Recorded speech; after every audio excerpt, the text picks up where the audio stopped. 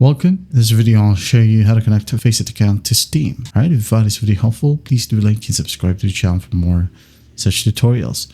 Now, first up, you need to log in or register to FACEIT.com right here, or download the client. You'll be able to see the same exact page as well. So just go ahead and click on create an account or log in if you do have a FACEIT account. Okay. Now, if you want to, you can go ahead and log in directly with Steam right here. Okay. Or sign up directly with Steam. Now sign in with your Steam account right here and just wait for it. Now when it says FACEIT is requesting permission to access the following, well, just click on allow.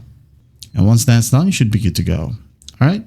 Now the other option is by just going to your settings. Click on your profile right here. Now go ahead and click on account settings. In the left panel, go to game settings. Now just go ahead and click on add a game. Okay. Now what you're basically going to do is just go ahead and select CS2 or CSGO right here. And then once that's done, follow simple prompts, and in no time, your Steam is now fully connected with your CS2 under your FACEIT account. I hope this video helps, and I'll see you in the next one.